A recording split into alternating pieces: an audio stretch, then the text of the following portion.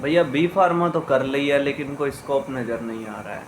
अक्सर लोगों का यही कहना होता है जब वो फार्मेसी कर लेते हैं या कोई भी ग्रेजुएशन डिग्री जब वो कर लेते हैं तो उसके बाद काफ़ी सारी अपॉर्चुनिटी होती है, लेकिन बच्चों को ये नहीं पता होता कि किस फील्ड में हमें जाना है, क्या करना है, क्या नहीं करना है, कहाँ पे हम जाएं, कहाँ पे नहीं जाएं। तो मैं एक बी फार्मासिस्ट हूँ और मुझे मैंने बी फार्मेसी अपनी की हुई है। और तो मैं आपको बताता हूँ कि बी फार्मा के बाद आपके पास क्या क्या स्कोप रहते हैं, आप क्या क्या कर सकते हैं, क्या फील्ड है आपके लिए, कहाँ आप जा सकते हैं, क्या आपके लिए अपॉर्चुनिटी है। तो जैसे ही आपकी बी फार्मा किसी अच्छे इंस्टीट्यूट से पूरी होती है, अच्छी परसेंटेज से पूरी होती है, हालांकि वो इतना मायने नहीं रखता कि आपकी जो परसेंटेज है वो कितनी है, क्योंकि आपकी जो स्किल्स है वो मायने रखती है। आपका कॉन्फिडेंस लेवल, आपकी कम्युनिकेशन, आपकी लैंग्वेज, आप बात कैसे करते हैं, आपका जो बॉडी पोस्चर होता है, जो जितने भी आपके स्किल्स बेस्ड हैं वो ज़्यादा मायने रखते हैं किसी भी कंपनी में या कोई भी जॉब करने के लिए। अगर आपकी बी फार्मेसी हो चुकी है उसके बाद आपके पास काफ़ी सारे ऑप्शन रहते हैं, जैसे कंपनी के ऑप्शन रहते हैं, हॉस्पिटल की जॉब के ऑप्शन रहते हैं। अगर आपने बी फार्मेसी कर ली है तो आपको सबसे पहले अपना रजिस्ट्रेशन अप्लाई करना है, जो कि 6 महीने के अंदर आपका आ जाता है। उसके बाद आपके पास ऑप्शन रहता है कि आप एक केमिस्ट शॉप खोल सकते हैं, लेकिन उसके लिए सबसे पहले आपको किसी केमिस्ट शॉप के पास एक्सपीरियंस लेना होगा, इंटर्नशिप करनी होगी, जो कि आपको उसके पैसे भी मिलेंगे। काफ़ी हॉस्पिटल्स में आप जॉब कर सकते हैं और एक्सपीरियंस ले सकते हैं। 1 से 2 साल का आपको एक्सपीरियंस लगेगा, उसके बाद आप अपनी केमिस्ट की शॉप कहीं पे भी चला सकते हैं। और दूसरे आपके पास कंपनीज़ के ऑप्शन रहते हैं, जैसे क्यूए कंपनी होती है जो क्वालिटी एश्योरेंस की जॉब है, उसमें आपको काफ़ी सारी अपॉर्चुनिटी है। क्यूए में भी अच्छा स्कोप है, आपको अच्छी सैलरी ऑफर होगी। स्टार्टिंग तो सैलरी कम होती है, जैसे 12 से 13 हज़ार आपको कोई भी कंपनी देगी। और जो कोई अच्छी कंपनी है जिसमें आपकी अगर प्लेसमेंट लग जाती है आपकी कॉलेज से, आपकी यूनिवर्सिटी से, तो आपको सैलरी और भी अच्छी मिल सकती है। मैक्सिमम जो सैलरी जाती है वो 15 से 18 हज़ार स्टार्टिंग सैलरी होती है किसी भी फ्रेशर के लिए। और धीरे धीरे ये बढ़ती रहती है आपके जैसा भी आपका प्रमोशन होता है, इसमें आपकी स्किल्स को देख के आपकी सैलरी बढ़ती रहती है। और उसके बाद आपके पास ऑप्शन होता है क्यूसी का। क्यूसी यानी क्वालिटी कंट्रोल, जिसमें आपको किसी भी कंपनी के अंदर किसी भी ड्रग की क्वालिटीज़ को चेक करना होता है। इसमें भी आप काफ़ी अच्छा स्कोप है, आप जॉब कर सकते हैं। और इसमें भी स्टार्टिंग सैलरी 12 से 13 हज़ार होती है। अगर किसी अच्छे इंस्टीट्यूट से करते हैं, कोई अच्छी प्लेसमेंट मिल जाती है तो 18 हज़ार तक जा सकती है। और इसमें भी जो ग्रोथ है वो धीरे धीरे ग्रोथ आपको मिलती है, 2 3 सालों में आपकी सैलरी थोड़ी थोड़ी बढ़ने लगती है। और इसके बाद आपके पास ऑप्शन होता है मार्केटिंग का। अगर आप मार्केटिंग में इंटरेस्टेड है और आपकी कम्युनिकेशन काफ़ी अच्छी है और आप चाहते हैं कि आप मार्केटिंग कर सकते हैं, और इसके लिए आपको सबसे पहले तो आपको कोई बाइक वगैरह चाहिए जिसके लिए आप इधर से उधर घूम सकें। और क्योंकि ये जो काम है ये फील्ड वर्क है और इसमें आपको घर से बाहर निकलना होगा और घर से बाहर का काम है ये। और मार्केटिंग में जैसे इसमें एमआर की जॉब होती है, मेडिकल रिप्रेजेंटेटिव की, आपको अपने जो कंपनीज़ के प्रोडक्ट हैं वो डॉक्टर के पास पहुंचाने होते हैं, डॉक्टर्स को दिखाने होते हैं और उनके बारे में बताना होता है। ये भी एक अच्छी जॉब है, इसमें काफ़ी अच्छा स्कोप है और जो इसमें ग्रोथ है वो काफ़ी अच्छी देखने को मिलती है as compare to other field. इसमें ग्रोथ आपको ज़्यादा देखने को मिलती है, लेकिन इसके लिए आपको, ये एक फील्ड वर्क है, इसके लिए आपको घर से बाहर घूमना होगा। और जो इसके अंदर आपको टारगेट भी काफ़ी मिलते हैं, जैसे आपको कंपनीज़ के लिए टारगेट पूरे करने पड़ते हैं, तो काफ़ी हेक्टिक जॉब है इसमें आपको। लेकिन इसकी सैलरी काफ़ी अच्छी आपको देखने को मिल सकती है। इसमें 20 से 25 हज़ार आपको एज अ फ्रेशर सैलरी मिल सकती है, और कहीं कहीं अच्छी कंपनीज़ में जैसे सन फार्मा है, मैनकाइंड है, इनमें आपको और भी सैलरी अच्छी मिल सकती है। 32 से 35 हज़ार भी आपको इसमें एज अ फ्रेशर मिल सकते हैं।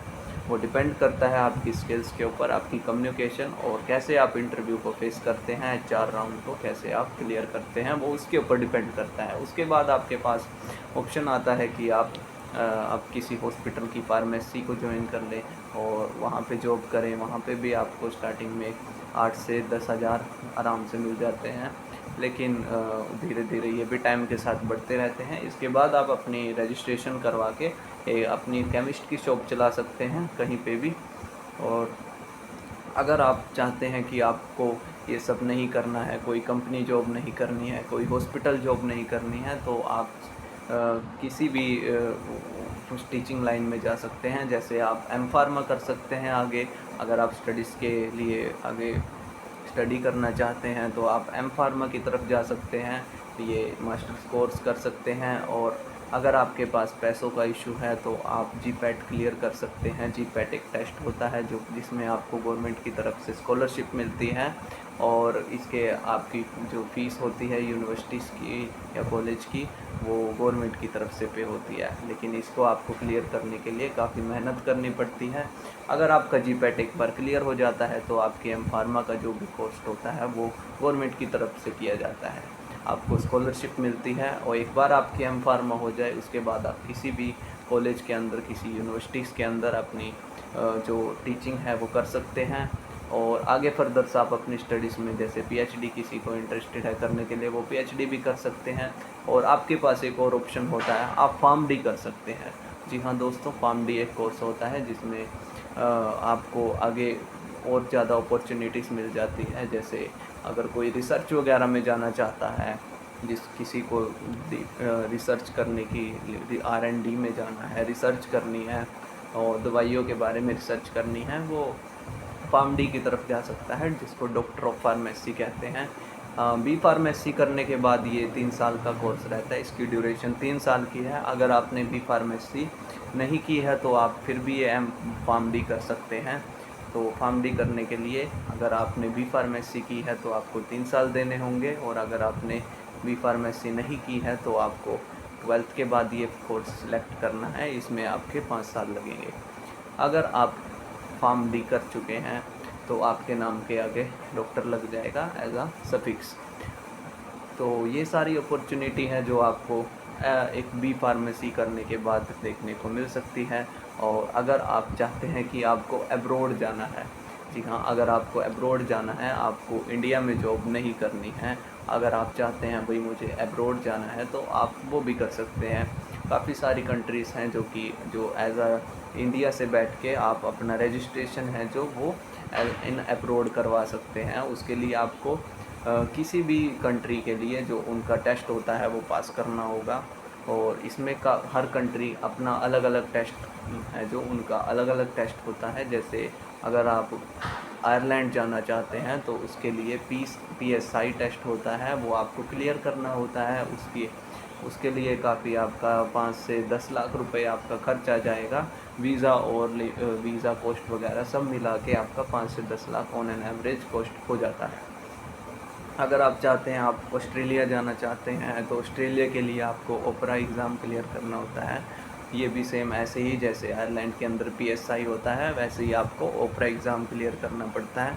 अगर आपको UK जाना है, इंग्लैंड जाना है, तो उसके लिए आपको OSPAP क्लियर करना पड़ता है, और OSPAP के अंदर थोड़ा आपका खर्चा ज़्यादा आ जाएगा। इसमें आपको 10 से 20 लाख रुपया अपना तैयार रखना होगा अगर आप चाहते हैं इन अब्रॉड जॉब करना। और अगर आपको एग्ज़ाम क्लियर नहीं करना है तो आपके पास एक और ऑप्शन होता है, आप फर्दर अपनी मास्टर स्टडीज़ के लिए अब्रॉड में अप्लाई कर सकते हैं। उसके लिए आपको किसी यूनिवर्सिटी की ट्यूशन फ़ीस पे करनी होगी, जिसकी ड्यूरेशन रहती है वो कंट्री टू कंट्री वेरी करती है।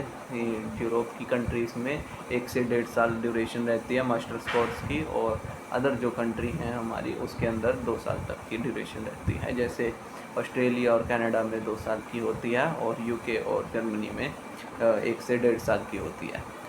और ये सारे आपके पास अपॉर्चुनिटी है। अगर आपने बी फार्मा कर लिया है, आपके पास काफ़ी सारी अपॉर्चुनिटी है। ये आपके ऊपर डिपेंड करता है कि आप क्या करना चाहते हैं, क्या नहीं करना चाहते हैं। अगर आप चाहें तो इन सब फील्ड में अपना करियर बना सकते हैं और एक अच्छी लाइफ को अपनी आप सेटल कर सकते हैं। आपके पास काफ़ी सारी अपॉर्चुनिटी हैं, आपको कंफ्यूज होने की ज़रूरत नहीं है। आप अपनी स्किल्स को देखिए, आपके इंटरेस्ट को देखिए, आपका इंटरेस्ट किस चीज़ में है, आपकी स्किल्स कैसी हैं, आपके फाइनेंशियल बैकग्राउंड कैसा है। ये सब चीज़ें डिपेंड करती हैं अपने करियर को सिलेक्ट करते वक्त। अगर आप फाइनेंशियली अच्छे हैं तो आप अब्रॉड जा सकते हैं, अब्रॉड जाके स्टडी कर सकते हैं। आप इंडिया में भी स्टडी कर सकते हैं। अगर आपका फाइनेंशियल बैकग्राउंड अच्छा नहीं है और आपको जॉब करनी है तो आप किसी कंपनी में जॉब कर सकते हैं, एज एमआर जॉब कर सकते हैं। और अगर आप बाहर जॉब नहीं करना चाहते, आप कोई लड़की हैं, आपको अपने घर के नियर बाय जॉब करनी है, तो आप किसी फार्मेसी पे जॉब कर सकते हैं। हॉस्पिटल की फार्मेसी पे काफ़ी सारी फार्मेसी हैं हॉस्पिटल की जिसमें आप जॉब कर सकते हैं। ये काफ़ी सारे ऑप्शन हैं आपके लिए। आप इन सबको जो भी आपकी क्वालिफ़िकेशन है, आपकी स्किल्स है, उसके हिसाब से आप चूज़ कर सकते हैं। धन्यवाद।